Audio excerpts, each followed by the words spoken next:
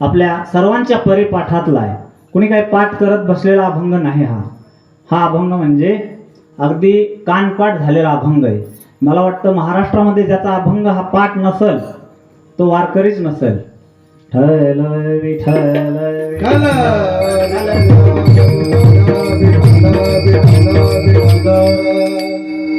इथे आज मला अभंग घ्यावासा असं का वाटलं तर आतमध्ये गेल्यानंतर कधी कधी कुठल्या मंदिरात विठोबा रुक्माई असतात, कुठं बाजूला दुसरं मंदिर असतं, पण इथं समोर इतक्या सुंदर अशा आमच्या राम लक्ष्मण सीता विठ्ठल रुक्माई, इकडे आमचे श्री संत श्रोमणी सावता महाराज, ह्या इतक्या सुंदर मूर्त्या. आणि आत्ता आपली तसा विचार केला तर आषाढी वारी संपलेली नाही, आणखी पूर्णत्वाला जात आहे. आपण आषाढी वारीला जवळपास जाऊन आता रस्त्यामध्ये माऊलीची म्हणा तुकोबारायांची दिंडी आपली हडपसर सासवड अशा ठिकाणी आलेली आहे. आणि आपण तेच चिंतन करतो. नामचिंतन आज विठोबा रुक्माईचंच चाललेलं आहे. आणि इथं विशेष म्हणजे श्री संत शिरोमणी सावता महाराज यांची पुण्यतिथी सोहळा आणि दुग्धयुक्त शर्करा, पुढे लगेच श्री देवाचा लाडका नामा म्हणजे नामदेवराय यांची लगेच पुण्यतिथी. 1-2 दिवसात काहीतरी फरक आहे. म्हणजे आपण का देतात तर त्यांचं सुंदर विशेषण देण्यापाठीमागं त्यांचं ध्यान गेलेलं आहे. तुकोबारायांचं ध्यान पांडुरंगापर्यंत गेलेलं आहे, म्हणून विशेषण सुद्धा सुंदर आहे आणि विशेष्य सुद्धा सुंदर आहे. इथं विशेषण कोण आहे तर पांडुरंग परमात्मा आहे. आणि विशेषण कोण आहे, विशेषण देणारे कोण आहेत, तुकोबार आहेत. पण ध्यान जायला सुद्धा तिथपर्यंत माणसाची एक कॅपॅसिटी लागती, किंवा तिथं ध्यानापर्यंत जाणं मी आत्ताच लगेच सांगत नाही, आणि तिथे समोर येईल ध्यानाचं. पण तुकोबारायचं त्या तिकडं ध्यान गेलं, ते ध्यानच तुकोबारायला दिसलं. आम्हाला काय दिसतंय, आम्हाला आमची प्रॉपर्टी दिसती, शेत दिसतंय, गाडी घोडा बंगला हे आपल्याला दिसतंय, म्हणून आपलं ध्यान तिथपर्यंत पोहोचत नाही. तुकोबारायचं ध्यान तिथपर्यंत पोहोचलंय, म्हणून तुकोबारायांनी हा अभंग केला, लिहिला, गायला, आणि त्यांना खरोखर त्या ध्यान अवस्थेत गेले. याच्या पाठीमागं सुद्धा याच्याबरोबर आपले बहुतेक संत ध्यानात गेलते. आपण ध्यानात जात नाही, आपण स्वप्नात जातो. आपल्या कधीतरी स्वप्नात ध्यान लागतं. ध्यान लागणं म्हणजे समाधी अवस्था असती, ते आपलं कधीतरी स्वप्नात लागतं. याच्या अगोदर सुंदर कोण झालं, सुंदर कसं झालं आणि कशामुळे झालं ह्याचा जर विचार करायचा म्हणलं तर ही रयत स्वराज्य आमच्या छत्रपती शिवाजी महाराजांना सुंदर दिसलं म्हणून ते सुंदर झाले. दुसरी गोष्ट आमची गीता अलंकार नामज्ञानेश्वरी ब्रह्मानंद लहरी प्रगट केली. इतकी अवघड सुसंस्कृत भगवद्गीता आमच्या माऊलींना कुठंतरी आपल्या महाराष्ट्रात मराठीत करावी, ही सुंदर दिसली म्हणून आमचे ज्ञानोबराय सुंदर दिसले. आणि श्री संत शिरोमणी सावता महाराज यांना काय दिसलं सुंदर, कांदा मुळा भाजी अवघी विठाबाई माझी, कांदा मुळा भाजी अवघी विठाबाई माझी, कांदा मुळा भाजी अवघी विठाबाई माझी, कांदा मुळा भाजी अवघी विठाबाई माझी, कांदा मुळा भाजी अवघी विठाबाई माझी, कांदा मुळा भाजी अवघी विठाबाई माझी, कांदा मुळा भाजी अवघी विठाबाई माझी, कांदा मुळा भाजी अवघी विठाबाई माझी, रत्नाची कोथिंबीर अवघा झाला माझा हरी, रत्नाची कोथिंबीर अवघा झाला माझा हरी, अवघा झाला माझा हरी, कांदा मुळा भाजी अवघी विठाबाई माझी, कांदा मुळा भाजी अवघी विठाबाई माझी, कांदा मुळा भाजी. आपल्याला आणि अरणगावात गेल्यानंतर सावताजींच्या मळ्यात गेल्यानंतर देव काय अनंत रूपाचा आहे. मग त्यांनी काय हळूच बाजूला झाले की जाऊन गेले सावता महाराज.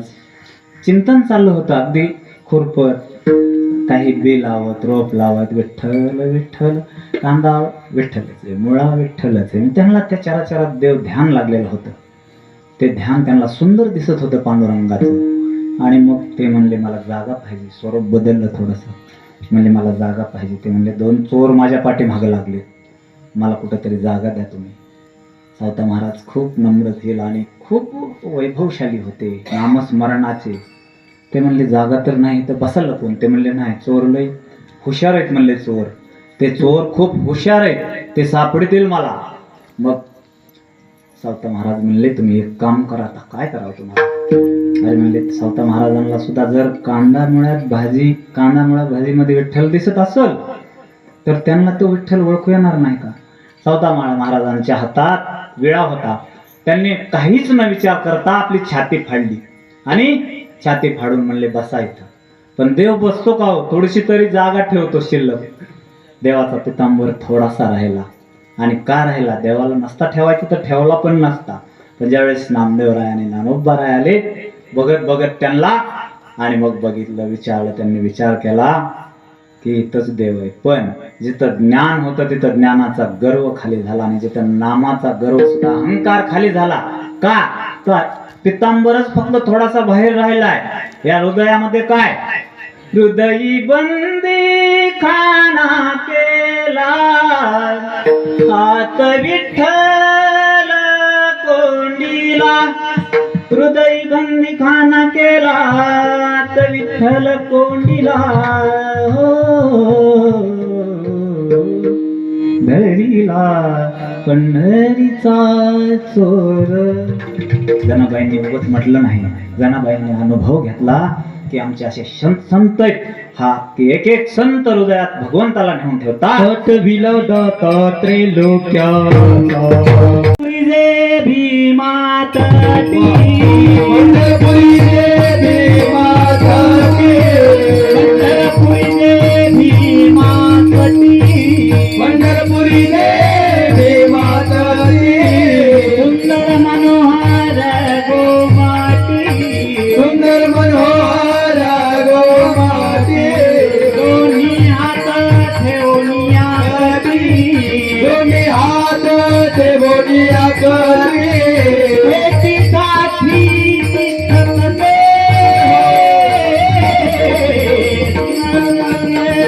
माताची पंढरपुरी देवी देवी साधी दिसत असे.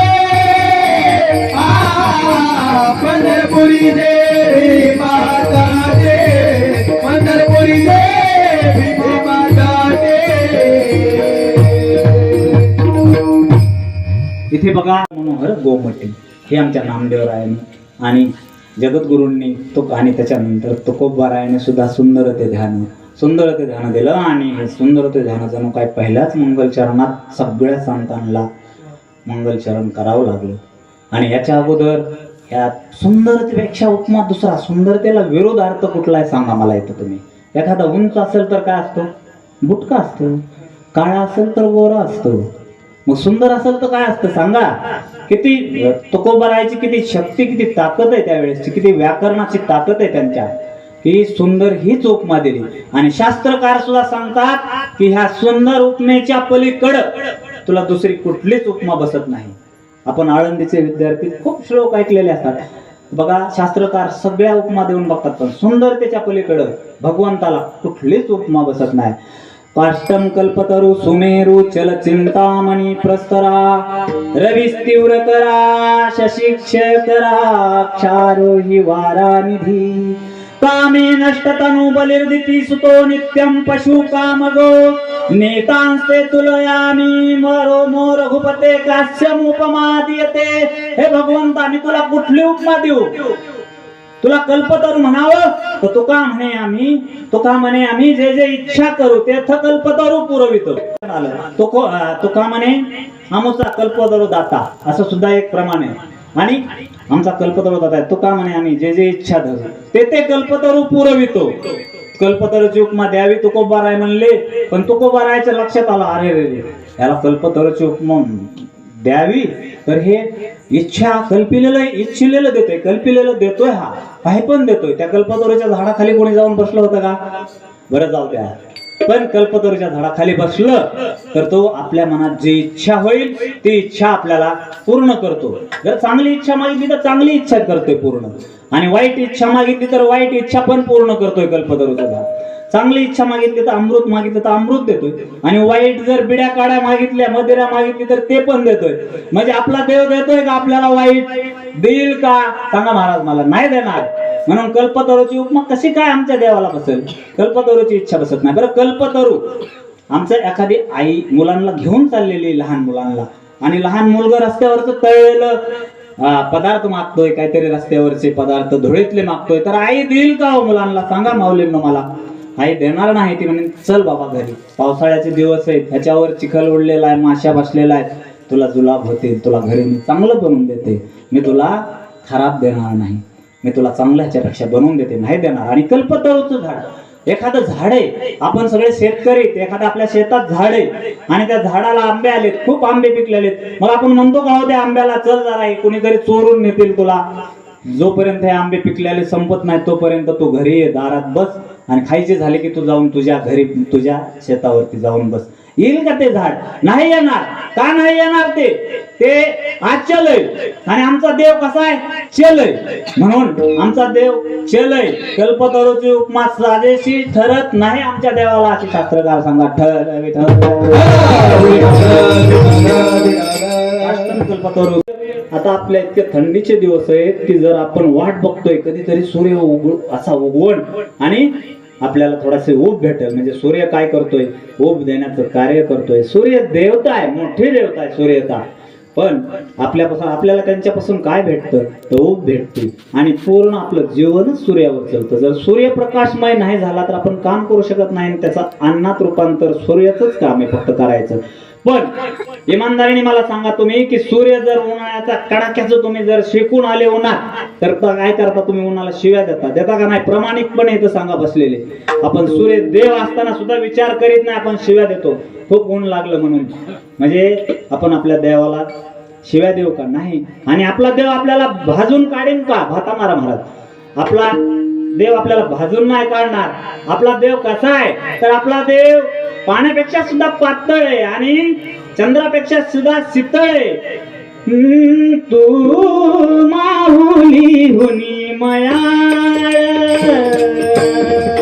तू माहुली हुनी मयाळ, तू माहुली मयाळ, तू माहुली मयाळ, तू माहुली हुनी मयाळ, चंद्राहुनी शीतळ, पानियाहुनी पातळ, चंद्राहुनी शीतळ, पानियाहुनी पातळ, कल्लोळ प्रेमाचा तू माहुली मयाळ,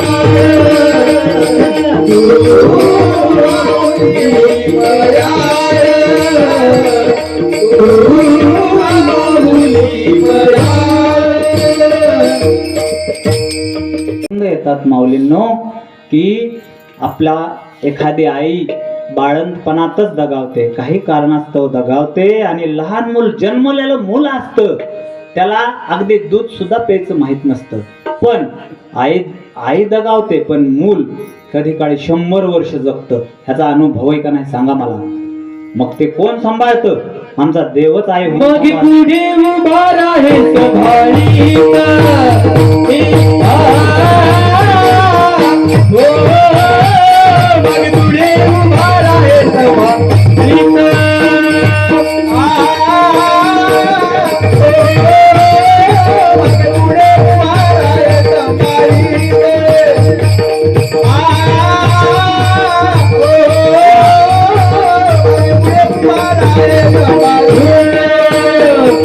जरा टाळ्या वाजवायचा कधीतरी नाही समजलं तरी वाजवायचं काय फरक पडतो आपल्याला? एकदम असं म्हणजे की आपण एखादे पुतळे ठेवल्यासारखंच आहे. असं आमच्या तरी काय लक्षात यायचं समजत आहे काय नाही, आम्ही तर मराठीतूनच सांगतोय. त्यामुळे खूप छान, ह्यांच्यासाठी सुद्धा टाळ्या वाजवा. काय किती सप्ताहाचं गोड रूपांतर चाललंय आमचे साऊंड सिस्टीम वाले महाराज. खरंच एक नंबर सगळं वातावरण आणि नियोजन खूप छान असं नियोजन चाललंय. तर भगवंत काय करतोय, मागे पुढे उभा राहे सांभाळीत. कुठंतरी मावशीच्या रूपाने ते बाळ वाढतं, कुठंतरी देव कसा आहे, नित्य सत्य मिथ्य नित्य सत्य मीत हरी पाठ जाई. नित्य सत्य मीत हरी पाठ जाई. नित्य सत्य मीत हरी पाठ जाई. नित्य सत्य मीत हरी पाठ जाई.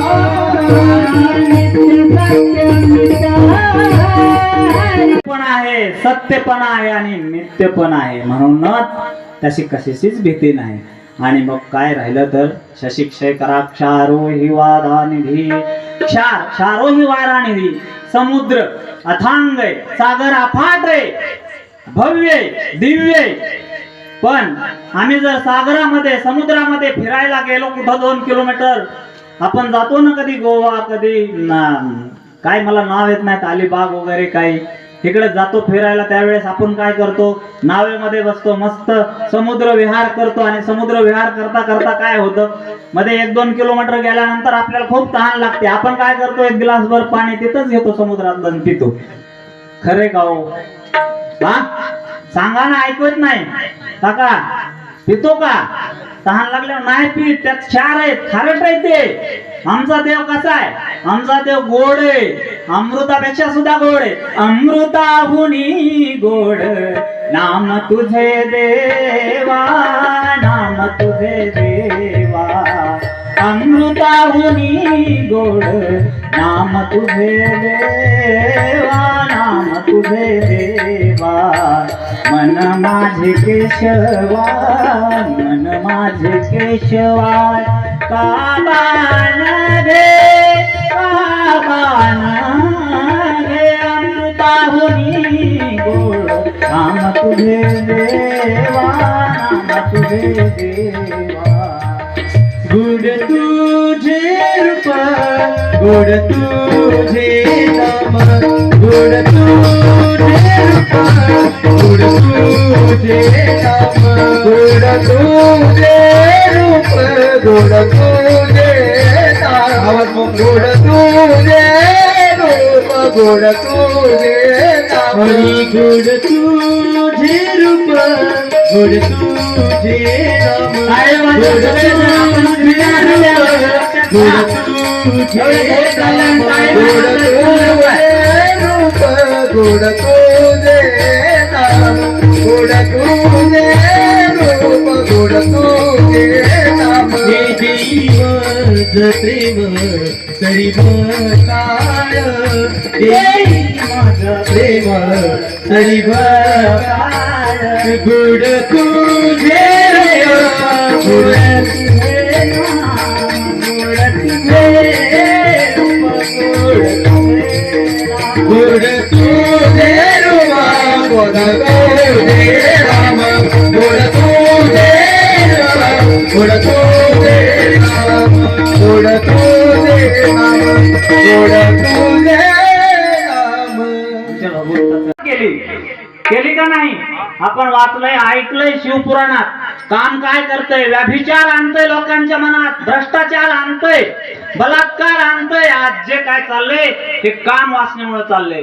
आमच्या कामाचं काम हे भगवंताला उपमा अजिबात बसत नाही. शास्त्रकार म्हणतात त्याला जरी मदन म्हटलं असलं कुठल्या अभंगात, पण कामाची उपमा महाराज आमच्या भगवंताला आहे. सुंदर त्याच्या उपमेच्या पलीकडे बसत नाही. म्हणून कामे नष्ट करून त्याची त्वचा जाळून काढली.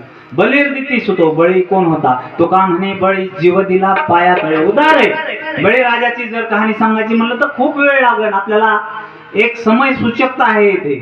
समय सूचकतेमुळे काही गोष्ट मी सांगतोय तेवढ्या समजून घ्या. बळी उदार आहे. बळी राजाने काय केलं? बळीचं उदारत्व कुणालाही आजपर्यंत मोडता करता नाही आलं. पण तो कोण आहे? तो दितीपुत्र आहे. बळी राजा दितीपुत्र आहे. दिती म्हणजे कोण? तर दिती ही आसुर पुत्र आहे. दिती त्याची आई होती ती आसुर वंशातली. आसुर वंशातले असल्यामुळे आमच्या देवाला ती उपमा बसल का? आमचा देव आसुर वंशातला आहे का? नाही. म्हणून ही बळीची सुद्धा उपमा आमच्या भगवंताला कमी पडते. म्हणून शास्त्रकार सांगतात नेतांते तुलयामे रघुपत्ते काश्यम उपमा देते. मी भगवंता तुला कुठली उपमा देऊ, मी ह्याच्यापेक्षा कुठल्याही उपमा आमच्या भगवंताला बसत नाहीत. म्हणून संयोजकपणाने तुकोबाराय सांगतात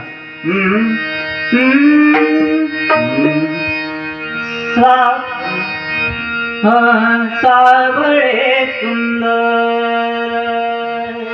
रूप मनोहर राहे निरंतर हृदयी माझे आणिक काही इच्छा नाही फार तुझे नाम गोड तुझे नाम गोड पांडुरंगा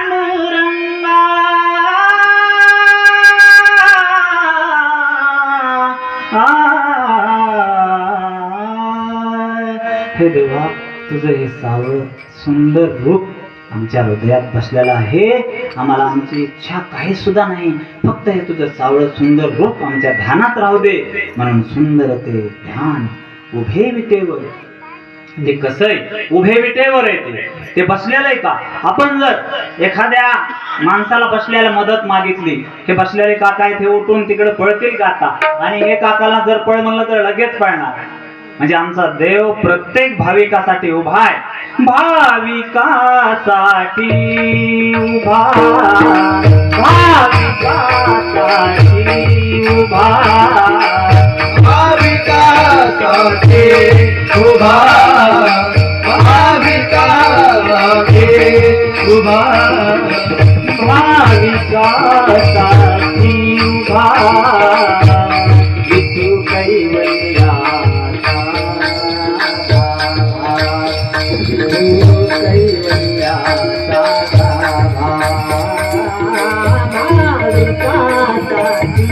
विठू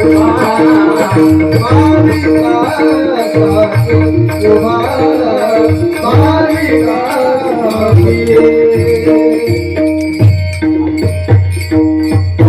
आमचा देव उभाच आहे भाविकासाठी. विठू कैवल्याचा गावा भाविकासाठी उभा. प्रत्येक भाविकासाठी तो उभा आहे.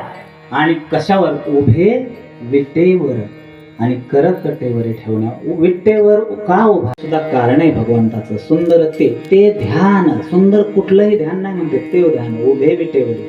आणि उभेवर का उभा आहे तर आपल्याला दररोजच माहिती पुंडलिकाचे भेटी पर ब्रह्माले चरणी वाहे भीमा उतरी जगा. पुंडलिकाचे भेटी आपण म्हणतो हा आपल्या आरतीतच आहे. पण पुंडलिक राय कोण होते, का त्याच्यामुळे उभं राहिले. पुंडलिक राय हे अगोदर सात्विक. आज जे तुम्ही दर्शन करताना पुंडलिकावरदा म्हणता असे नव्हते. ज्या वेळेस ते लहान होते 10-15 वर्षाचे होईपर्यंत तर मुलाला काहीच कळत नाही. पण 10, 15, 16, 17 वर्षाचे झाले तसे आई वडिलांचा त्यांनी काहीच सांगायचं आई वडिलांनी त्यांनी ऐकायचंच नाही. मग हे असे करत करत 4 वर्ष काय 1-2-4 वर्ष लोटून गेले. त्यावेळेस जरा थोडस लवकरच लग्न करायचे. त्यांना असं वाटलं की आता लग्न केल्यानंतर तरी आपला मुलगा सुधारेल, त्यांच्या आई वडिलांना वाटलं. पण आपली सुद्धा तीच कामना भावना आहे. लग्न केल्यानंतर मुलगा सुधारतो का. सगळे माझ्याकडे सासू हेच आहेत, सासू आणि सासरेच आहे. सुना जरा कमी थोड्याचा. कित्येक मुलं सुधारले सांगा मला. असू द्या, आपले मुलं चांगलेच आहेत. आपण पण तसं राहायचं काय आजी. तर पुंडलिकाच्या माता पित्यांना वाटलं आपला मुलगा सुधारण, आणि आपला मुलगा सुधारल्यानंतर लग्न केल्यानंतर त्याचा प्रपंचाने आपल्याला सुद्धा सांभाळेल. लग्न झाल्यानंतर यथासांग व्यवस्थित प्रपंच चालायला लागला. पुंडलिक तर खूप खुश झाले. बायको आली ना, बायको आल्या कोणी खुश होतंय. तसे ते खुश झाले, प्रपंच चाललाय. पण आई वडिलांकडे म्हणावं तसं लक्ष नाही. आलं की गेलं की तिथं घरात आपल्या पत्नी समवेतच त्यांचा दिवस आणि रात्र चालली. आई वडिलांना वाईट वाटायचं, दुःख वाटायचं की आता आपलं वय व्हायला लागलेलं आहे, आणि याचं जर आपलं पाण्याकडे लक्ष नसेल तर सून आपल्याला किती दिवस सांभाळणार हो. जर मुलांनीच तुम्हाला घरात तुमच्या नाही विचारलं तर सुनाला सपोर्टच सापडला ना. मग काय आई वडिलांना सांभाळणार ते? मग पुंडलिकाच्या जसं जसं पुंडलिकाचे दिवस बायको बरोबर चालले, पत्नी समवेत चालले, तसे तसे आई वडिलांना विसरणं सुरू झालं. त्या काळात त्यावेळेस एक काशी तीर्थ म्हणून असं प्रसिद्ध होतं की ते काशी तीर्थाला इथून आपल्या कावडी निघायच्या. जशी आपली कावड वीरला निघते, शिखर शिंगणापूरला निघती, पंढरपूरला निघती, तशी पहिली कावड इथून निघायची म्हणतात. पुराणात आहे बरं काय महाराज. ती कावड शिखर ह्याला निघायची काशीला, तर तिकडून एक कावड आलती. पहिलं पंढरपूर नावच नव्हतं पंढरपुराचं. एक काय होतं दिंडोरी वन, आणि दुसरं नाव शास्त्रात सांगितलं लोहमार्ग, लोहदंड असे नाव होते. दिंडोरी वन समजू आपण थोडा वेळ. मग ते दिंडोरी वनात एक दिंडी आली. दिंडी आल्यानंतर पुंडलिकाच्या आई वडिलांना वाटलं की आपण आता काय करावं, काशी करून यावं. आता सुद्धा किती प्रख्यात जुनी शिवय काशीकर म्हणून, किती राग आला. आपण काय म्हणतो, काशीकर आपण शिवी देतो, पण ही खरंय हे आपल्या पूर्वजांनी काशी केलेली. चालत इथून कुठे काशी माहित नाही, उत्तर काशी ट्रेन भरपूर तिकडं आहे ते युपीकडं, आणि मग ते काशीला गेले निघून. पण एखादा मुलगा जर आपला पंढरपूरला प्रवास इथून सुरू होता आषाढी वारीला, तर आपल्याला शिक्रापूर पर्यंत जाऊस तर आपले घरचे तर सोडा, पण आपले सगळं गाव आपल्या पाया पडतं की आमची सुद्धा वारी होईल बाबा, या लवकर, चांगले राहा म्हणतं का नाही.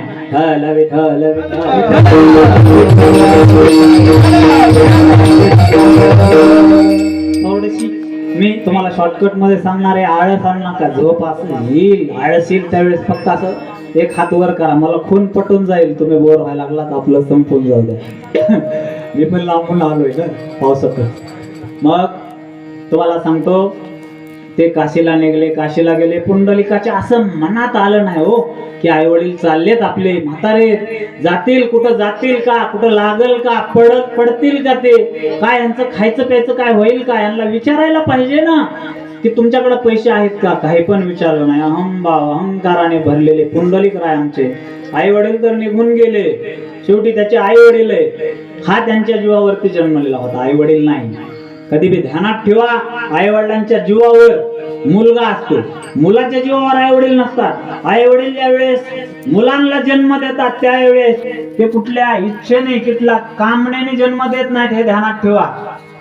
आई वडील निस्वार्थपणाने आपल्या मुलांना सांभाळतात, मोठं करतात. पुंडलिक आपल्या पत्नी समेतच रममान राहिला. मग काही दिवस उलटून गेले, आई वडिलांची आठवण सुद्धा आली नाही त्यांना. मग काही दिवसांनी दुसरी एक कावड आली. दुसरी कावड आल्यानंतर असं वाटलं पुंडलिक रायांना की आपण सुद्धा जाऊ. त्यांच्या पत्नीला वाटलं आपण सुद्धा काशी करून यावी. गावातले बरेच लोक निघले त्या कावडीमध्ये. काशी तीर्थ चांगलं असतं, तिथं स्नान केल्यानंतर सगळं पाप भेटतं, असं काही ऐकलं ना त्यांनी. त्या दिंडीत ते लोक पहिले गेले होते त्याच्यामुळं. मग ते लोक पुंडलिकाने विचारलं पत्नीला जायचं का. हो. पत्नी हो म्हणली की हे निघले घोडा घेऊन. मस्त घोडा घेऊन, घोडा नाही नुसता, खाण्यापिण्याला काशीपर्यंत पुरण एवढे तेल मीठ घेतलं घोड्यावरती. पण आईवडिलाला विचारलं का, नाही विचारलं. आणि आईवडिलाला न विचारता स्वतःची मात्र सगळी जबाबदारी परिपूर्ण घेऊन निघले. आणि त्या कावडी कशा असायच्या, पाठीमागं पुढं माणसं. कधी 2-2 किलोमीटरचा फरक पडायचा महाराज, 2-2 किलोमीटरचा फरक पडायचा. तिथं लांब जात असताना एका वनामध्ये कावडी पुढं निघून गेल्या. आणि पुंडलिकाला थोडासा काही बसल्यामुळे वेळ झाला, 5-10 मिनिट त्यांची पाठीमागं राहिले पुंडलिक आणि त्यांच्या पत्नी. आणि मग त्यांच्या लक्षात आलं की आता हे वन आहे, हा जंगल आहे, ह्या जंगलामधून गेलं तर कोल्ह्या कुत्र्याची भीती असते, आपल्याबरोबर बाई माणूस आहे, आपण कुठंतरी इथं विसाव्याला थांबावं. आणि विसाव्याला थांबण्यासाठी पुंडलिकांनी बघितलं, इकडं तिकडं शोधाशोध सुरू केली. एक 5-10 मिनिटाच्या अंतरावर त्यांना एक कुटिया दिसली, एक आश्रम दिसला, असा महाराजांचे जसे आश्रम असतात तसे. आणि संत उदार भरले त्यांचे भावने. तर तुम्हाला सांगतो ते उद्धार संत तिथं बसलेले होते, कुटियामध्ये होते बसलेले. हे गेले, पुंडलिक पाठीमागूनच आवाज दिला. थोडीशी छोटीशी खिडकी होती कुटियाला. हो बाबा, आम्हाला इथं आराम करायचा आहे रात्रभर, आम्ही राहूत का. नम्रतेने सुद्धा नाही महाराज, अगदी अहंकाराने. पण आतून नम्र आवाज आला, महाराज माऊली तुम्हाला जर विश्रामच करायचा आहे तर करा, तुम्ही थकलेले भागलेले असताल, बाहेर माझी एक कुटी आहे, त्या कुटियामध्ये काय करा, तुम्ही रात्रभर आराम करा आणि तुम्ही तुमचे पुढच्या मार्गाला प्रस्थान करा. सकाळी तुम्हाला काही लागत असेल आणखी तर मागा. ते म्हणले नाही बाबा, आम्ही कोणाचं खात नाही, आम्ही घरी येऊन आणले खायला. ठीक आहे बोलले बाबा, तुमची जशी इच्छा. मग पुंडलिक गेले त्या कुट्यामध्ये आराम करायला बसले, खाल्लं, जेवण केलं, थोडंसं चलतीचा नाश्ता कसा असतो प्रवासातला, सगळे दिंडीतून आलेल्यांना माहिती. आता चलत चलत खायचं पडले, पण त्यांना रात्रभर त्या जंगलात झोप कुठे येते. तसं जंगल होतं, पण कुठे इतकी छान होती की चौकोन असा मस्त तिला कंपाऊंड केलेलं, आपल्या झाडाझुडपाचंच एक गेट लावलेलं. लक्ष आहे ना इकडं मावशी, पाठीमागं माझं जास्त लक्ष असतं तिकडं, लक्ष घेऊन ऐका. खूप लक्षपूर्वक कथा आहे ही, कथा ऐकण्यासारखीच आहे म्हणून मी सांगतो.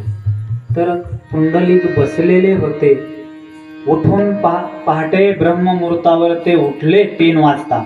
आणि उठल्यानंतर त्यांच्या लक्षात आलं आता जायचा टाइम होत आलाय, आता थोडंसं उजेड पडला, पहाट झाली की आपल्याला निघायचंय. त्याच्या गडबडीत पुंडलिक 3 वाजता याच्या सुमारात बसलेलेच होते, अगदी ब्रह्ममुहूर्तावर. त्या कुटियाचा दरवाजा उघडला. दरवाजा म्हणजे काय असा लावलेला नव्हता, ते उचलून बाजूला ठेवलं. त्यातून 3 स्त्रिया आल्या आणि 3 स्त्रिया अशा होत्या की अगदी काळ्या कुरूप मळलेल्या कपड्याच्या स्त्रिया होत्या महाराज. आणि पुंडलिकाने बघितलं, एवढ्या पहाट कोण आले वा म्हणून ते थोडेसे घाबरले सुद्धा. इतक्या कुरूप काळ्या आणि मळलेल्या स्त्रिया आणि आल्या आणि त्यांनी पहिलं काम चालू केलं की त्या ज्या साधूंची कुटिया होती, ते बाग बगीचा झाडणे अंगण होतं, ते सडा संवर्धन केलं, रांगोळ्या काढल्या, अगदी त्याच्यामध्ये अत्तर शिंपडलं. आणि पुंडलिक नुसतं बघत राहिले. म्हणजे काय काय त्यांच्या लक्षातच आहे ना, काय हे प्रकार काय चाललाय हा लक्षात आहे ना पुंडलिकाच्या. आणि त्या स्त्री आतमध्ये गेल्या, कुटियामध्ये गेल्या. कुटियामध्ये गेल्या, क्षणभर बसल्या. क्षणभर किती असतो थोडासा, तितक्या बसल्या आणि बाहेर निघल्या. बाहेर अशा कुटियाच्या बाहेर पडल्या बरोबर असा प्रकाश पडला होता महाराज. प्रकाश पडला होता, शब्दाकडे ध्यान द्या.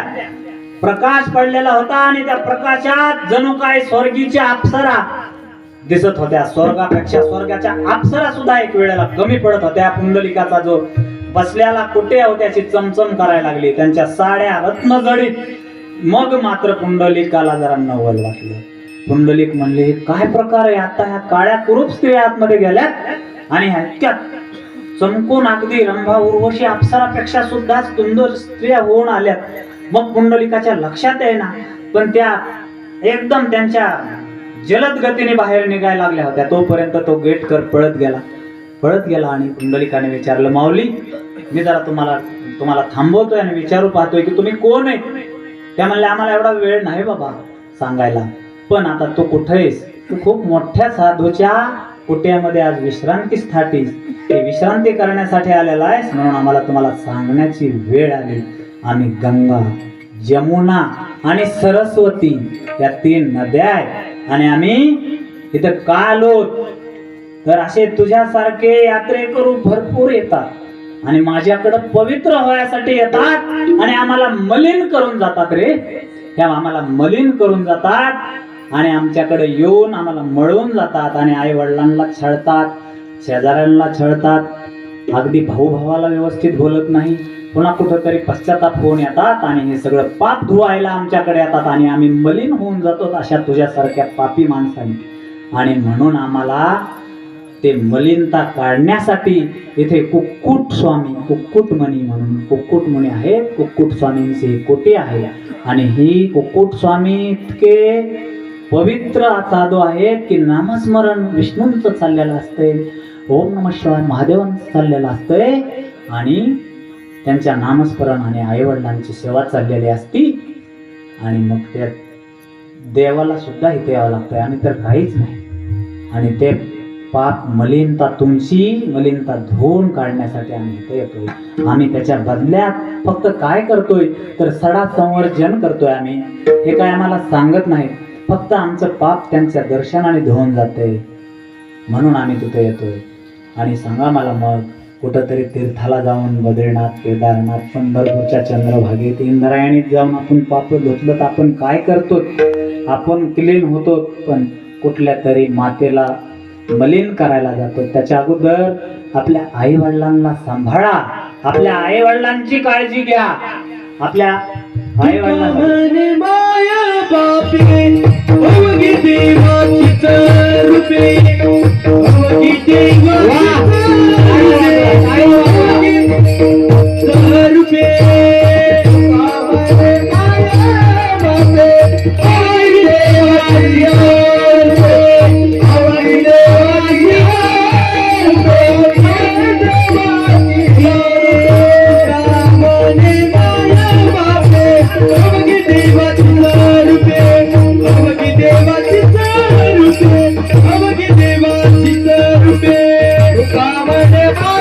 बापे अवघी देवाची रूपे, अवघी देवाची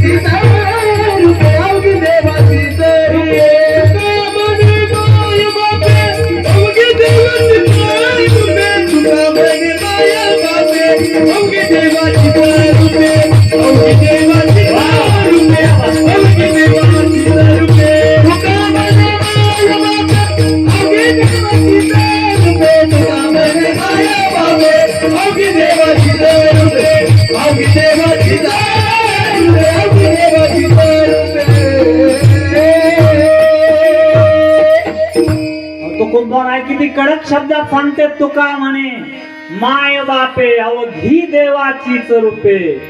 देवाकडे जाण्यासाठी, देव बघण्यासाठी फक्त कारण कोण आहे तर माय बाप आहे. पुंडलिकाला जास्त वेळ समजायला लावला नाही. गंगा जमुना सरस्वती निघून गेल्या, आम्हाला वेळ नाही म्हणल्या तुझ्याशी बोलायला, पण तू साधूच्या दारात म्हणून तुला उपदेश भेटला. उपदेश घेतला. पळत कुक्कुट थोमीच्या कुटियामध्ये जे पाठीमागून आवाज देत होते रात्री, तर ते पहाटे दारात जाऊन साष्टांग लोटांगण घालायला लागले. पुंडलिक रडायला लागले महाराज, आणि रडायला लागले आणि म्हणायला लागले मला माफ करा, इतक्या मोठ्या साधू संतांच्या मी कुटियामध्ये आलो, ते पण आईबापाला वनात लावून आलोय. मला खूप पश्चाताप आहे याचा, मला काहीतरी मार्ग सांगा. कुक्कुट स्वामींना विनवणी करायला लागले आणि मला काहीतरी मार्गदर्शन करा. कुक्कुट स्वामी नम्रतेनेच बोलले काही होत नाही बाळा, माणूस चुकीचाच पुतळा आहे, तुला आणखी सुद्धा सुधारायला वेळ आहे, तू आणखी वापस जा, आई वडील बघ, आई वडिलांना शोधून तू तुझी सेवा कर. हे बघ पांडुरंग परमात्मा विष्णू भगवान तुला भेट द्यायला येईल, माझा शब्द आहे म्हणले. आणि पुंडलिकांनी काय केलं, जाऊन आपले आईबाप शोधले आणि नेट दिंडोरी वनात गाठलं. ना काशी ना वनवासी काहीच नाही केलं, तात्काळ दिंडोरी वन गाठलं, आपलं घर गाठलं आणि आई वडिलांच्या सेवेला लागले. आई वडिलांची इतकी सेवा करायला लागले की ते बाहेर काही बघणेच नाही. आई वडिलांनी काम सांगितलं की यांनी करायचं.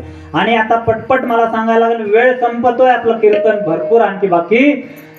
त्याच काही काळानंतर असा काळ झाला की आमच्या रुक्माई माता रुसल्या आमच्या भगवान श्रीकृष्णावर द्वारकेमध्ये, आणि निघून कुठं आल्या, दिंडोरी वनात आल्या. दिंडोरी वनात आल्यानंतर आमचे भगवान परमात्मा पांडुरंग परमात्मा त्यांना सुद्धा शोधत आले. शोधत आल्यावर त्यांच्या लक्षात आलं की आता आपण आपल्या रुक्माईसाठी आलो, पण आता आपला भक्त सुद्धा खूप दिवसापासून आपलं नामस्मरण करतोय. त्यांचं फक्त एकच नामस्मरण होतं, नारायण नारायण नारायण नारायण. हाच जप त्यांना ऐकू यायला लागला आणि त्यांचं अंतकरण भरून आलं. भगवान परमात्मा तिथं गेले आणि पुंडलिकाच्या घरात दरवाजात उभा राहिले आणि म्हणले, हे पुंडलिका, अरे मी आलोय बघ. खरंच पुंडलिकाने डोळे उघडले. विष्णूचं नामस्मरण करत असताना तर आपल्या घरात इतका प्रकाशमय उजेड पडलेला. भगवंताचं काय साधं तेजस्वी रूप आहे का? मग ते तेजस्वी रूप बघून पुंडलिकाने नुकतंच थोडंसं पाठीमागं बघितलं आणि मनोमन त्यांना प्रणाम केला. देवा प्रणाम करतो मी तुम्हाला, पण माझ्या आई वडिलांची थोडीशी सेवा राहिली. आणि काय केलं, एक वीट होती, वीट उचलली आणि अशीच फेकली देवाकडं. तुम्ही माझा आदर आतिथ्य स्वीकार करा देवा. आणि खरंच भगवान परमात्मा, एखादा तर पाहुणा आपल्याला, तुम्ही जर असं काय पोतं बाहेर फेकलं तर तो दरवाजात बसेल का? सांगा मला. हा अहो कमन नाही बसणार पाहुणा, तो म्हणे तुला इतका वेळ नाही घरात येऊन बस म्हणायला. देव असतात, देवाचं अंतकरण खूप मोठं असतं, आपल्या पाहुण्याचं अंतकरण छोटं असतं. चहामध्ये साखर जरी पडली ना तरी बी तिथं बाहेर निघताच नाव ठेवायला सुरुवात करते. त्याच्यामुळे ते आपल्या अंतकरण आपलं छोटं असतं, आपण छोटे देवापेक्षा.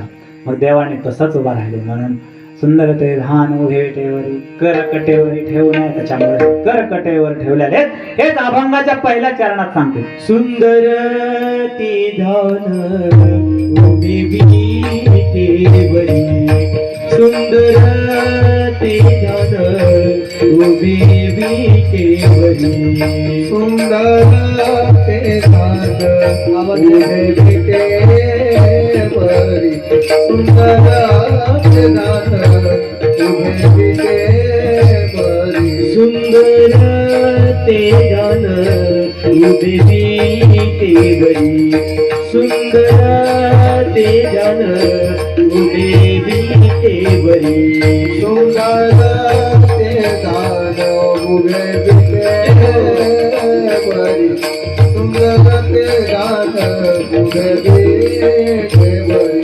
करकटीवरी देवोनिया, करकटीवरी देवोनिया, तुळसी हार गळा हाती तांबर, तुळसी हार गळा हाती तांबर, करकटीवरी देवोनिया, देवोनिया, तुळसी हार गळा हाती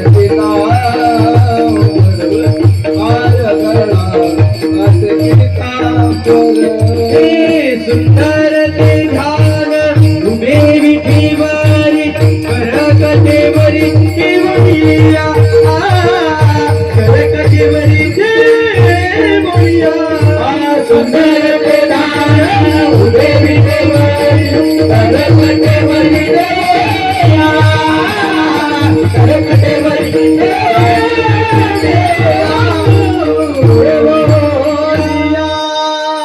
सुंदर ते धान उभे विटेवरी करकटेवरी ठेवून. कारण आहे खूप मोठी कथा आहे त्याची. या सुंदर ते ध्यान मी तुम्हाला पहिलं सांगितलं, लहान नाही, हा खूप मोठा अभंग. याच्या शब्दाला अर्थ आहे आणि कथा आहे. एक वेळेस भगवान शंकराने क्रोधाग्नीमध्ये आपला तिसरा डोळा उघडून क्रोधाग्नी त्याची ज्वालामुखी त्यांनी आपटला. आता हे आणखी पाठीमागं जायचं म्हणलं तर वेळ पुरणार नाही. तर ते क्रोधाग्नीमध्ये त्यांची ज्वालामुखी निघली आणि समुद्रात पडली. आणि समुद्रात पडल्यानंतर त्याच्यातून एक जालंधर नावाचा एक अकराळ विकराळ असं रूप बाहेर निघलं. आणि अकराळ विकराळ बाहेर रूप निघल्यानंतर पृथ्वी तलावर ते जसं जसं मोठं व्हायला लागलं जालंधर नामाचं रूप, एक राक्षसासारखा, एक ऐरावतासारखा जणू देहांड पुरुष बाहेर निघला. आणि तो मात्र कसा निघला, तो किती केला तरी भगवान शंकराचा कोण होता, रागाचा क्रोधाचा ज्वालामुखी होता. त्याच्यामुळे त्याच्यामध्ये आसुर वृत्ती निर्माण झाली. आसुर वृत्ती निर्माण झाल्यामुळं काय झालं, जगतात तो पृथ्वी तलावर तो ब्रह्म ऋषी मुनी असो सज्जनांना संतांना त्रास देण्याचं काम करू लागला. त्याच्या पाठीमागं जाईल त्याला तो सैनिक बनवू लागला. आणि जे भगवंताचं नामस्मरण करतील त्याला तो मारू लागला, तोडू लागला, छळू लागला. मग मात्र त्याने असं छळत आपल्या पृथ्वी तलावर जेवढं जागा होती तेवढी काबीज करायला सुरुवात केली. आणि इकडे एका ठिकाणी वृंदा नामक एक कन्या होती. ती भगवान विष्णूला वरत होती, भगवान विष्णूचं नामस्मरण करत होती सारखी रात्रंदिवस. जणू काही तिने आपल्या मनात जसं रुक्मिणीने कृष्णाला वरलं होतं तसं वृंद्याने भगवंताला वरलंच होतं. पण जालंधराचा इतका म्हणजे सैरा वैर झाला की तो वृंदा सुद्धा एक राजाचीच कन्या होती. तिच्या राजावर आक्रमण करून त्याने वृंदेला जबरदस्तीने बलात्काराने उचलून नेलं आणि तिच्याशी विवाह केला. पण वृंदा ही सात्विक असल्यामुळं काय झालं, ती पतिव्रतेने जालंधरापणे सुद्धा राहू लागली. तिने विचार केला, विष्णूंना वरलं होतं पण तिला वाटलं आपल्या नशिबात या मानव लोकात या देहात आपली काहीतरी पूजा कमी पडली, आपली काहीतरी साधना कमी पडली, म्हणून आपल्याला हा जालंधर नावाचा पती भेटलाय. म्हणून त्यांनी काय केलं, तिने त्याला पतिव्रतेप्रमाणे त्याच्याबरोबर वागू लागली, पतिव्रतेप्रमाणेच धारण करू लागली. पतिव्रता साधी नसती. तुका म्हणे पतिव्रता तिची देवावरी सत्ता. अहो तिची देवावर सत्ता असती. हिची जर पतिव्रतेचं इतकं तेज झालं की ते त्रैलोक्यात सुद्धा जालंधर त्या पतिव्रतेचं तेज, त्याचं पुण्य कुणाला भेटायला लागलं, जालंधराला भेटायला लागलो. आणि जालंधर तर मग सुसाट अगदी घोड्यावर होता, तर त्याला वायू विमान भेटलं. माहिती का, वायू विमानाने त्याने त्रैलोक चाळून काढलं. धर की मार, त्याचा सैनिक नाही झाला की मारून टाक. पण ते कशामुळं, तर हिची पतिव्रतेचं लक्षण. आमच्या माता माऊलीला मी वंदन करतो की पतिव्रतेचं एवढं लक्षण असतं की तिची देवावर सत्ता असते. पतिव्रत तुका म्हणे पतिव्रता तिची देवावर सत्ता.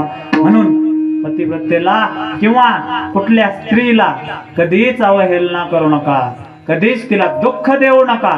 का तर तिचं ती आदिशक्ती म्हणून भगवंतानी इथं निर्मिती केलेली आहे आपल्या पृथ्वी तलावर. पृथ्वी तलावर जर माता असेल तरच पुत्र आहे, पुत्री, नाहीतर माता नसल तर काहीच नाही. एक पतीची एक आधी पतिव्रता एक स्त्री अशी असती की सगळ्या घरी संसार देत असते. ती सगळ्या घरी आई बापाची होती, सासू सासऱ्याची होती, आई बापाच्या सगळ्या नातेवाईकाची होती आणि सासू सासऱ्यांच्या सुद्धा सगळ्या आई बापाची नातेवाईकाची होती. एखादा घर जावाई करून बघा बरं तुम्ही, होतोय का ती? तो फक्त लय झालं सासू सासऱ्याचा होईल. कशामुळं? मनी प्रॉब्लेम आहे.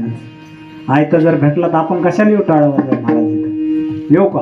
एखादा फलाट 2 एकरवाला भेटला तर सांगा ना, नाही ना. तर ही आदिशक्तीच अशी असती की तिला आदिशक्ती हे नाव दिलेले. आंबा, जगदंबा, दुर्गा, हे माता माऊलींना वंदन करून मी सांगतो की ही स्त्री कमी नाही. आणि काही संतांनी सुद्धा सांगितलेले, नारी निंदा ना करो, नारी निंदा ना करो, नारी रतन की खान, नारी से नर होत है ध्रुव प्रहलाद समान. कबीरा ध्रुव प्रहलाद समान. नारी निंदा ना करो, नारी रतन की खान, नारी निंदा ना करो, नारी रतन की खान, नारी से नर होत है ध्रुव प्रहलाद समान. कबीरा ध्रुव प्रहलाद समान. नारीची निंदा करू नका. या पृथ्वी तलावर काय झालंय, ध्रुव प्रल्हादासारखे सुपुत्र कुणी दिलेत तर एका आदिशक्तीने माझ्या माता माऊलीने दिलेले. माता माऊलीसाठी एकदा तरी टाळ्या वाजवा तुम्ही. बसल्या जागेवर तुम्हाला राग यायला लागला का? हा, तर अशी ही आमची खूप पतिव्रता असल्यामुळे. पण इकडे हाहाकार मात्र जालंधराचा वाढला. त्याने महेंद्र, देवेंद्र, इंद्र यांना सुद्धा त्रास द्यायला सुरुवात केली. मग देव मात्र थांबले नाही. त्यांनी खाली तर पृथ्वीवर हाहाकार केलाच, पण ही वर बी यायला लागलं. इंद्राला तर हमेशा भीतीच असते आपल्या पुढची. ते पळालं, ते कुठं पळालं म्हणले आता इथं विष्णूशिवाय पर्याय नाही. नारद मुनीकडे गेले अगोदर. नारद मुनी म्हणले तुम्हाला भगवान विष्णूकडे जाणे. मग त्यांचे लेटर घेऊन जाणारे आमचे नारद मुनी असते. नारद मुनीने सांगितलं तुमच्याकडे देव आले. कशासाठी आले? मग भगवंतानी, तर भगवंत सगळा ओळखतो. पण नारद मुनींनी सांगितलं जा तुम्ही, भगवान विष्णू शिवाय तुम्हाला पर्याय नाही. मग ते भगवान विष्णूकडे आले. देवा धावा, आमची मदत करा, आम्हाला वाचवा. या त्रैलोक्यामध्ये जालंधर नामक असुराने खूप मोठं कार्य बिघडून टाकलेले आणि दुष्कार्य चालू केलेले. श्री अनंता मधुसूदना पद्मनाभा नारायणा जगव्यापका जनार्दना आनंद घना विनाशा सकळ देवादिदेवा कृपाळवाजी केशवा सदाशिवा सहज रूपा क्षीरसागरा शेषनयना. भगवंता वाचवा आम्हाला, अशी प्रार्थना केल्यानंतर भगवंत जागे झाले आणि भगवंताने विचारलं काय कारण आहे, तुम्ही का आले तर? मग त्यांनी सांगितलं जालंधर नामक असुर पृथ्वी तलावर सर्व ब्रह्म हत्या करतोय, ऋषी हत्या करतोय आणि आता तो इंद्राची सुद्धा गादी आमची घ्यायला आलेला आहे. त्याने जर ही घेतली तर यांनी पृथ्वीचा विनाश केल्याशिवाय राहत नाही हा. मग भगवंताने बघितलं आणि भगवंताच्या लक्षात आलं की जालंधर हा तर कोण आहे? भगवान शंकराचा क्रोधाचा कोण आहे? तो क्रोधाचा तो अंश आहे आणि तो ताकदवान तर असणारच. भगवान शंकर काय साधी मूर्ती आहे का महाराज? आणि त्याचा अंश म्हणजे काय असणार आहे? पण तो असवाच्या रूपाने आलाय. आता याला मारल्याशिवाय तर पर्याय नाही. पण देवाला अंतर्दृष्टी, खूप अंतर्ज्ञानी आमचे देव, त्यांनी जरा आपल्या म्हणले तर ह्याला काहीतरी करायला लागेल. आणि आमचे देव खूप हुशार, सगळ्या देवामध्ये जर हुशार कोण असतील तर आमचे भगवान श्रीकृष्ण आहेत, भगवान विष्णू आहे. विष्णूने विचार केला, अंतर्दृष्टीने पाहिलं तर ह्याचं काय आहे की ह्याची ही ताकद नाही, ह्याची तर आहे, पण ह्या पतिव्रते वृंदेची, पतिव्रताची ह्याची खरी ताकद आहे. आणि ही ताकद जर मोडायची असेल तर हिचं पतिव्रत आपल्याला नष्ट करायला लागेल. म्हणून भगवंताने विचार केला, चला आपल्या जालंधराबरोबर काय केलं, युद्ध करायचं. म्हणून ते निघाले आणि त्यांनी विचार केला, तुका म्हणे पतिव्रता तिची देवावर सत्ता. आणि ही ताकद कशाची? तर वृंदाच्या तपाची. तपाचे सामर्थ्य तपिन्नला मोप चिरंजीव कल्प वैकुंठी नांदे. तपाचे सामर्थ्य, तपाचे सामर्थ्य, तपाचे सामर्थ्य, तपाचे सामर्थ्य, कपिला पूर्ण सामर्थ्य, कपिला भरे तपाचे सामर्थ्य, कपिला तपाचे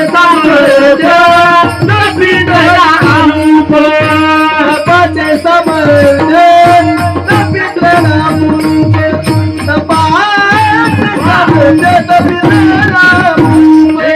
चिरंजीव कल्प वैकुंठी नादे, चिरंजीव कल्प वैकुंठी नादे. हरी मुखे मना, हरी मुखे मना, हरी मुखे मना, हरी मुखे मना. चिरंजीव कल्प वैकुंठी नादे, चिरंजीव कल्प वैकुंठी नादे. हरी मुखे मना, हरी मुखे मना, हरी मुखे मना, हरी मुखे मना. तपाचे सामर्थ्य तपिन्नला मूप चिरंजीव कल्प वैकुंठी नांदे.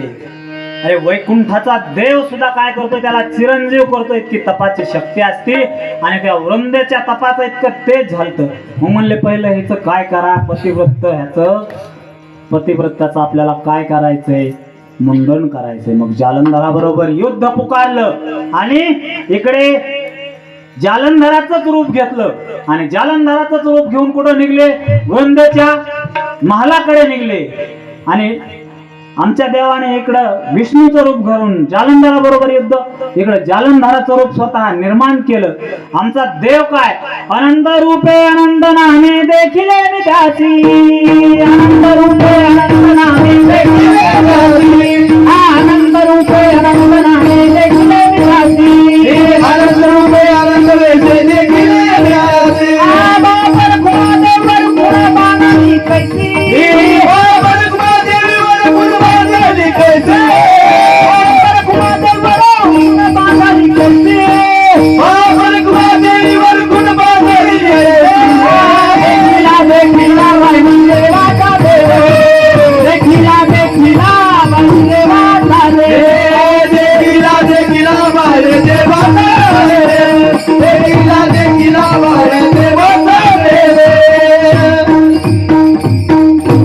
देव अनंत रूप धारण करणार आहे. हे आपल्याला बहुतेक वेळा आपल्याला ऐकायला आलेलं आहे, बघायला भेटलेलं आहे.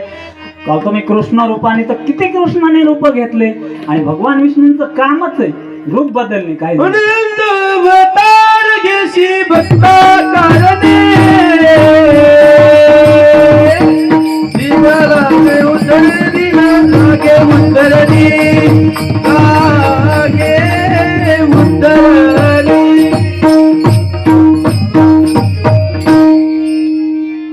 असा भक्तांचा देव भगवंत अनंत रूप घेतोय आणि काम करतोय भक्तांची. मग तो गेला जालंधराच्या वाड्या, जालंधराचा वाडा झाला, मला महल होता वाडा नव्हता.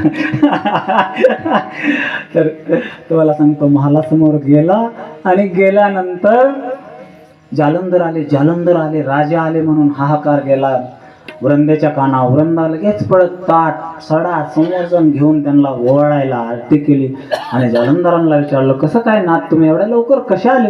म्हणजे आम्ही लढाई जिंकून आलो. त्याला माहित होतं हे जिंकूनच येतात, कधी कोणाला हरवतच नाही. आता इंद्रावर स्वारी केलेली म्हणले इंद्र बी हरवलं काय म्हणून खूप खुश वृंदा आपल्या पतीवरती.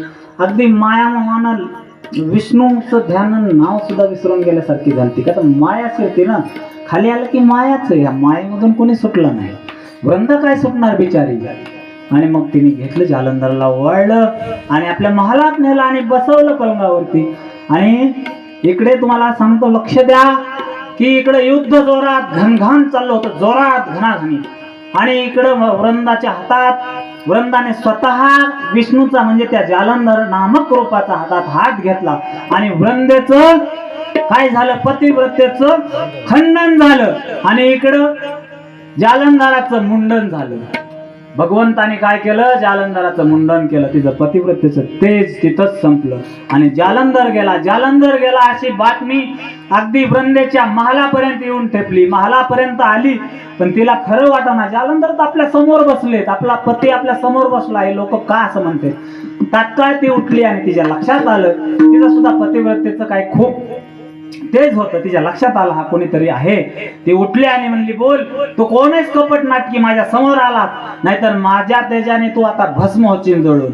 पण भगवंत उठले आणि त्यांनी त्यांचं स्वरूप प्रकट केलं वृंदे पुढं आणि म्हणले, मी तुझा पती नाही, मी जगतपती, मी तुझा नाथ नाही तर मी जगन्नाथ आहे.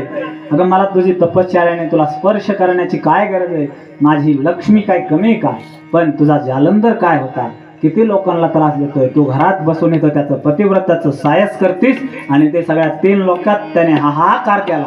पण ती म्हणली, काही असू ते, तू माझ्या पतिव्रतेचं खंडन केलंस, आजपर्यंत परपुरुषाने मला स्पर्श केलेला नाही. जा म्हणली, मी तुम्हाला देव असलात तरी मी तुम्हाला शाप देते की तुम्ही माझ्या बरोबर कसं वागलात, पाषाणासारखं वागलात, जा तुम्ही पाषाण व्हाल.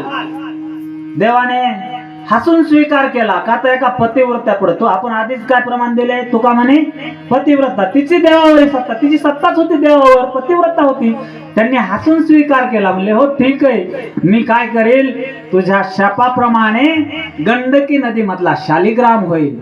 पण तू जो शाप दिलास मला, तो काय लय जनहितासाठी दिलास काय? तू तर तुझ्या स्वार्थापाठी, तू तुझा स्वार्थ बघून मला शाप दिलास. तुझा नवरा मेला म्हणून तो काय करत होता, जगाचं काहीच करत नव्हता नीट. त्याने जगात सगळं कालवा कालव करून टाकली होती. आणि माझं कामच आहे, मी कोण आहे, या विष्णू आहे, मला या जगत पिता आहे, मी जगताचं पालन करण्याचं माझं काम आहे. ही धर्माची पालन, धर्माचे पालन, धर्माचे पालन, धर्माचे पालन, ओ धर्माचे पालन, धर्माचे पालन, धर्माचे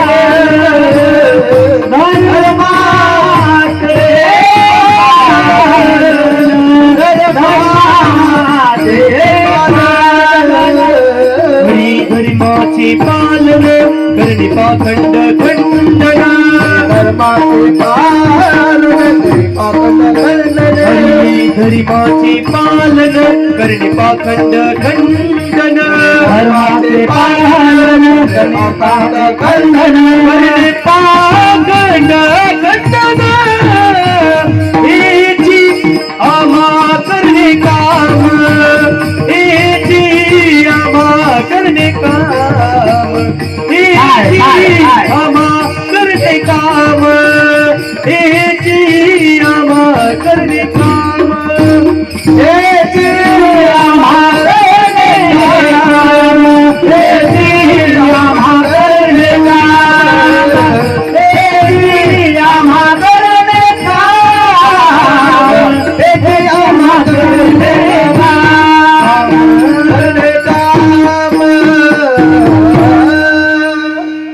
या धर्माचं पालन करण्यासाठी मी जगत पिता आहे. तू काय केलंस? तुझ्या स्वार्थापासून मला शाप दिलाय. हे मी काय आहे या पृथ्वीवर कधी येतो? यदा यदा ही धर्मस्य ग्लानिर्भवति भारत. ज्या ज्या वेळेस धर्माला ग्लानी लागते त्या त्या वेळेस मी काय करतो? या धरणी मातेवर कुठल्या ना कुठल्या रूपानं माझा अवतार घेतो आणि धर्माचा नाश करणाऱ्याचा संहार करतो. म्हणूनच मी आलेलो आहे. मग तू काय काय केलेलेस? तू तुझ्या स्वार्थाने मला श्राप दिलास. हा शाप चुकीचा आहे. जा, मी तुला सुद्धा शाप देतो. तू पुढच्या जन्मात काय होशील? तू वनस्पती होशील आणि मी होईल तुझा पती. मग तू वनस्पती म्हणजे झाड होशील. मग मात्र आपल्या वृंदेला सुद्धा खूप वाईट वाटलं की मी देवाला शाप दिलाय, एवढ्या मोठ्या भगवंताला शाप दिलाय आणि याने अधिकार घेतलाय की शाप घेण्याचा. किती भगवंताचं प्रेम सुद्धा माझ्यावर आहे आणि खरंच ह्या शापातून काहीतरी पुढे लीला घडणार आहे. तो वनस्पती होशील, मी तुझा पती होईल. आपण तुळशीचे लग्न करतो, ती तुळशी माता. तर भगवंताचा ते विचार केल्यानंतर मग काय केलं? तर तिने अग्निदहन करून घेतलं. मग तिचं कार्य करण्याचं काम कोणाला लागलं? भगवंतालाच तिचं कार्य करावं लागलं. आणि कार्य करताना तिला तिची राग म्हणतात ना, विधी करण्यासाठी राग जमा करण्यासाठी गेले. तर त्यातून काय निघले? तुळशीच्या मंजुळा आणि लाकडं निघले. आणि भगवंताने प्रेमाने हसतच काय केलं? त्याचे एक हार केला आणि आपल्या गळ्यात घातला. आणि मग मात्र वृंदा थोडीशी जागी झाली आणि वृंदाने ती कुठल्याने योग ब्रह्माने योग शक्तीने भगवंताला बोलू लागली, हे भगवंता, मला लोक नावं ठेवतील. अरे तू काय केलंय भगवंता? हे माझे तुळशीचा हार गळ्यात घातलास. नाही नाही म्हणले, तुझी ही काय आहे? तुझी ही तपश्चर्या आहे. तुझी माझ्यावर खूप तपश्चर्या होती. तू मायात जाऊन अडकली होतीस आणि पतिव्रतेचं पालन करत होतीस, पण खरी तू माझीच आहेस. आणि मग मी तर प्रेमाने हा माझ्या कौस्तुभ म्हणण्यापेक्षा सुद्धा मी प्रेमाने हा हार घालीन आणि मी माझ्या भक्तांना सुद्धा सांगन काय?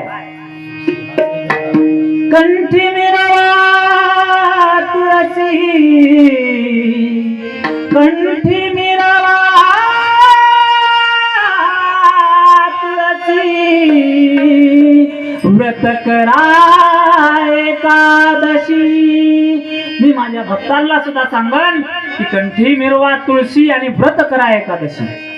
त्या दिवशीपासून आपण तुळशीच्या एकादशी व्रत केलं. आणि तुळशी किती पवित्र आहे तुम्ही बघितलंय की तुळशीचं झाड आपल्या घरात का असतं?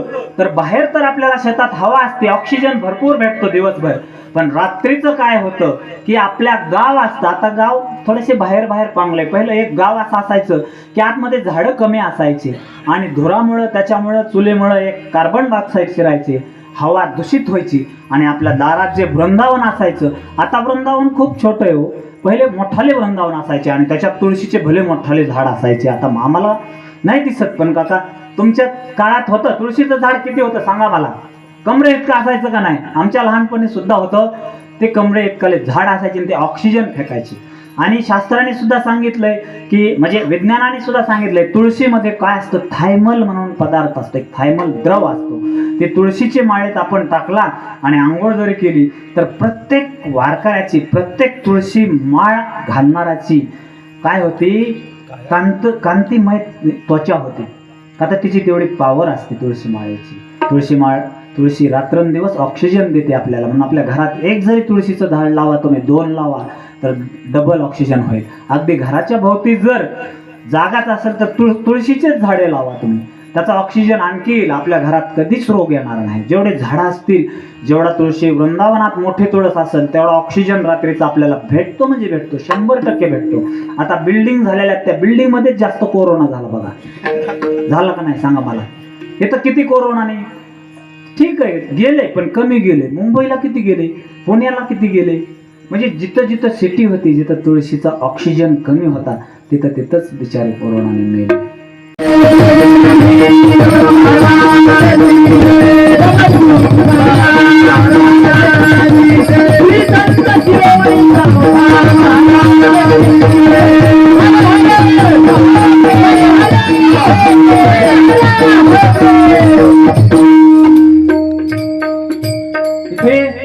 बसलो, मला जे स्टँडवरती न्यायला आले, एवढ्या लांब जायचं म्हणलं एसटीने प्रवास करत जातो माणूस.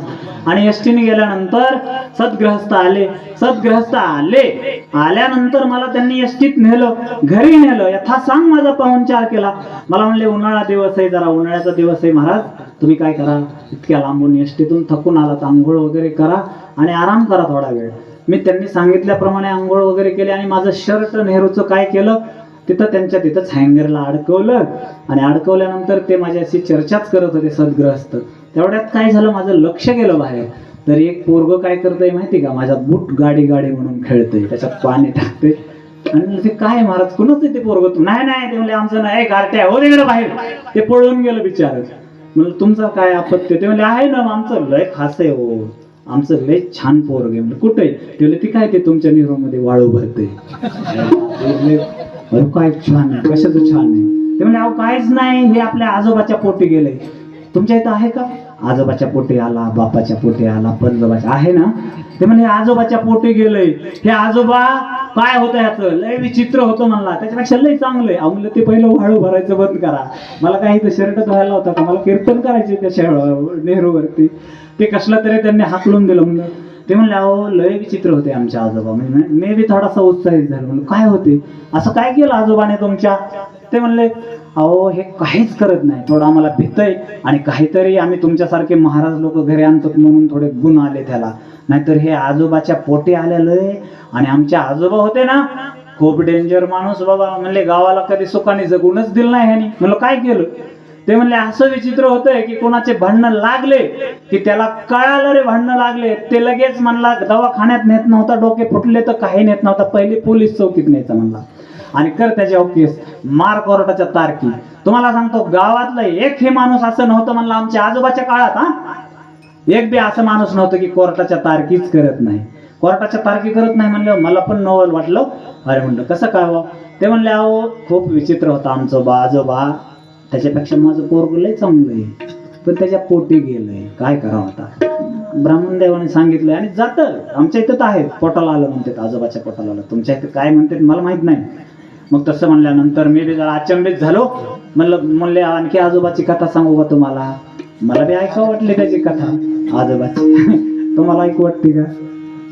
हा तुम्हाला सांगतो कथा ऐकू वाटते तो, देवाच्या कमी ऐकू वाटतं. ते म्हणलं आजोबाची कथा सांगतो. ते आजोबा असलो विचित्र होतं. म्हणले आजोबा म्हातारा होईसपर्यंत ह्याच्या बांधावरून भांडणं, त्याला कोर्टात, त्याला दवाखान्यात, त्याला इकडं डाम, त्याला तिकडं डाम, त्याचे डोके फोड, ह्याचे डोके फोड.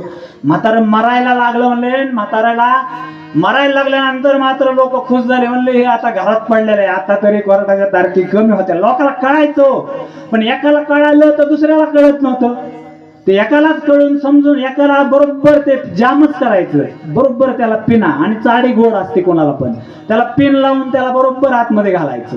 ह्या तारखी करून करून गाव थकलेला होतो. म्हणजे बरं झालं बाबा एकदाच मरल हे, म्हणून ह्याला आतमधल्या खोलीत टाका म्हणले. पहिले 40 खानाचे माळवद होतं म्हणले, शेवटच्या खानात नेऊन टाकलं त्याला.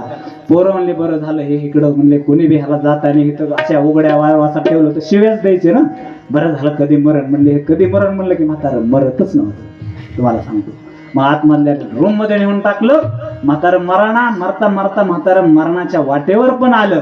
पोराला काय म्हणलं माहिती का, ते पोराला त्याची वाचा बसली होती. म्हातारपणी काय असते, वाचा गेली मुक्का झालो, हा आंधळा झालो, बहिरा झालो. खूप लिहिलेलं आहे आमच्या संतांनी. आपण वाचत नाही, आपलं तिकडं लक्ष नाही. आपण तारुण्यात काय देवदेव करत नाही आणि म्हातारपणी पुन्हा राम राम करीत नाही. लांब लांब लांब लोक सगळे लांब पळून जाते, कोणीच जवळ उभा राहत नाही, लाळ गळत असते. किती माऊलींनी तर उदाहरण दिलेले की कशाचे पडवाळासारखे तुझे डोळे होतील आणि बाबळी असते ना सुळे बाबळ, त्याच्यासारखे तुझे शरीर होईल, त्वचा होईल, कांतिमय राहणार नाही. ती सुळे बाबळ, काटेरी बाबळ, तिचं खोड कसं असतं चरबट, तसं तुझं तोंड होईल. माऊलीचंही बरं का, मी सांगत नाही. आणि तितकं ज्ञानेश्वरीत गोड वर्णन केलेलं आपलं म्हातारपणाचं. म्हातारं मरायला लागलं होतं. म्हातारं मरायला लागलेला असताना म्हाताऱ्याने पोराला बोलवलं. त्याला वाचा फुटली बुवा, काय त्याने पुण्य केलं तर माहित नाही. आताच्या म्हाताऱ्याने किती माळा घातल्या, जप केले, वाऱ्या केल्या, तो वाचा फुटत नाही महाराज. ह्याला वाचा फुटली ना, ह्याला वाचा फुटली म्हणले फक्त थोडीच फुटली, थोडी. इकडे पोराला वाटलं म्हातारा कसं काय बोललो, अरे की जगत आहे का काय काय की. आता याचे बँकेत पैसे होते म्हाताऱ्याचे, जर जगलं 2-4 दिवस तर ते लेखापडीला होईल म्हणले. आता कुठं कुठं ठेवलंय ते सांग ना आपल्याला हे गबाळ. म्हणून ते त्याच्या अपेक्षाने पोरग त्याच्या जवळ गेलं. काय बाबा कुठं ठेवलंय? ते म्हणला कुठं ठेवलंय ते बाजूला ठेव आधी, पहिले माझी मरण आलंय, माझी एक इच्छा पूर्ण करायची. म्हणजे बाबा कुठली इच्छा पूर्ण करतो तुम्ही सांगा, हात जोडून, मी तुमचा मुलगा आहे. पण पहिल्या काळात खरंच आईबापाची सगळ्या इच्छा पूर्ण करायची. श्रावण बाळाने केल्या, रामाने केल्या, कृष्णाने केल्या, सर्वांनी सगळ्या इच्छा आपल्या पूर्ण केल्या का नाही महाराज? हो म्हणत असाल तर हात तरी करा, नाही तर टाळ्या तरी वाजवा. आम्हाला कळतंय, आता करत नाही कुणी. आणि मग त्याने हा म्हणलं म्हातार, तो म्हणला एक काम कर, एक लवकर खोटी आण माझ्या तोंडात ठोक. म्हातार बघायला लागलं पोरवर, म्हाताऱ्याने काय खायला मागायचं, प्यायला मागायचं, नाही कुट्टी आणून माझ्या तोंडात ठोक म्हणतंय. काय हे कमालच, आता कोड्यातच पडलं. कमन बाबा म्हणला सांगू नको, मला वाचा आली तवरचं, पटकन माझी इच्छा आहे. ते म्हणला असू द्या, असं बी मरणार आहे तसं मरणार आहे, थोडीशी जोरात नाही ठोकायची, हळूच ठोकू, पुन्हा काढू. तुम्हाला सांगतो खोटे ठोकले असं. म्हाताऱ्या माणसात किती विश्वास असते, पटकन म्हातारा मेलं ना, ते म्हातारा मेलं म्हणून तर घरातल्या पप्प्याच्या आईने वरडायला सुरुवात केली जोरात. तिकडे तो बाहेर शेजाऱ्याला म्हणूस तर गावात म्हणूस तर शिक्रापूर पर्यंत, गाव जवळच होतं 2 किलोमीटर, शिक्रापूर पर्यंत आवाज याला म्हातारं मेलं. मग चर्चा होती, काय झालं, चांगलं होतं का, कशाने मेलं हे म्हातारं? कोणतरी म्हणले कुट्टी ठोकली घरात देणे तोंडात आणि मेलं. म्हणले घरात देणे. असं करत करत पोलिसात बातमी गेली साहेब. पोलिसात बातमी गेल्यानंतर तुम्हाला सांगतो, पोलिस आले म्हणले बाहेर निघा, सुनासहित पोरासहित बाहेर काढले, आम्हाला चौकशी करायची म्हणले ह्याची, कशाने मेलं, हे खोटी ठोकायचं काम आहे का म्हाताऱ्या माणसाच्या तोंडात? पोराला बाहेर काढलं, सुनाला बाहेर काढलं, नाताला बाहेर काढलं आणि पुन्हा बघितलं म्हणले ह्याला चाळा, म्हणले ह्याला उचला, बाजूला ठेवला, पाया त्याला उशाला बघितलं तर उशाला एक चिठ्ठी निघली. हो, ह्या गावाने माझ्या तोंडात खोटी ठोकून मला मारलं. अरे बापरे, पोरग सुद्धा गप बसलं, बरं झालं म्हणला, मला जेलमध्ये बसावं लागला. अख्खं गाव जेलमध्ये ना. मग असं मरल्यावर सुद्धा इतकं विचित्र माणूस ह्याच्या पोटाला येते, ह्याच्या पोटाला येते मुलगा म्हणून. तर आमच्या देव बी काहीतरी खून सोडून जाईल ना. मी तुम्हाला जोक नाही सांगत, जोककडे ध्यान देऊ नका तुम्ही. आमचा देवाच्या सुद्धा मकर कुंडले कुठले तर पहिला प्रथम अवतार मत्स्य अवतार. त्या मत्स्य अवतारातील मकर आकार त्याचे कुंडले देवाने आपल्याला दाखवण्यासाठी तो मीच आहे. तुम्ही आज मला जे पांडुरंग महात्मा, तो विष्णू परमात्मा मीच आहे. म्हणून हे मकर कुंडले बघ माझ्या कानात आहे, तळपती श्रवणे चमकताय, तेजस्वी. काय कोणी घातलेले नाहीत, ते देवाच्या स्वरूपातच आलेले. देव जसे विटेवर उभा आहेत तसे मकर कुंडले आहेत. हे काय आहेत, त्या म्हाताऱ्याचं पोटाला आलं, तुम्ही विश्वास ठेवता का नाही? थोडा वेळ ठेवू लागणार माझ्या विश्वास. ते आलतं का नाही आलतं माहित नाही, पण होतं, मेलं, गावाला जेल दाखवलं. मग ते असलं विचित्र जन्माला येऊ शकते. आमचा देव का नाही अवतार घेऊ शकत मकर कुंडले घेऊन? म्हणून त्यांनी लोकांना विश्वास यायचा नाही. हो, देव आहे ह्याचा विश्वास नाही. लोक काय करतात, अंधश्रद्धेवर जास्त विश्वास ठेवतात, पण आमच्या देवावर विश्वास ठेवत नाहीत. मी देवासमोर उभा आहे, मला देव दिसतोय इथून, मग नाहीत ठेवत. म्हणून त्यांनी मकर कुंडले, तळपती श्रवणी आणि कंठी कौस्तुभमणीची. आता मकर कुंडली कसा मत्स्य अवतार सांगायचा म्हणलं तर रात्र पुरायची नाही. मी तुम्हाला सुरुवातीपासूनच सांगतोय की ह्या अभंगाला लय चिंतनकार, लय मोठे चिंतन करावं लागतं, त्यावेळेस अभंग संपत. जय जय जय जय जय जय जय जय जय विठोबार कुमाई, हरि जय जय जय हरि जय जय जय जय जय विठोबार कुमाई, जय जय हरि जय जय विठोबार कुमाई, विठोबार कुमाई, विठोबार कुमाई,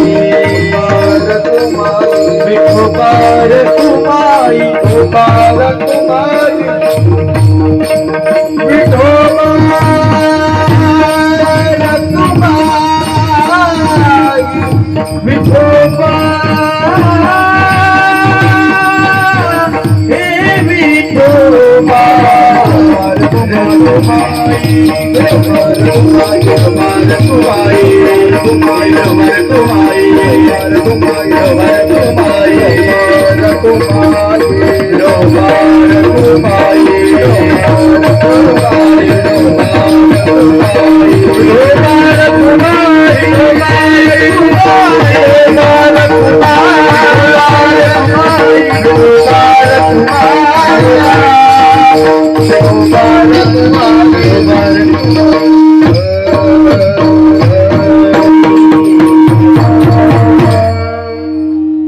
वाटलं का आता विठोबा रुक्माई झालं, कीर्तन संपलं नाही, अर्धच झाले कीर्तन. फक्त 2च चरण आपले सुटले, आणखी 2 राहिलेत. बघू किती वेळ लागेल, त्या पद्धतीने करू आपण.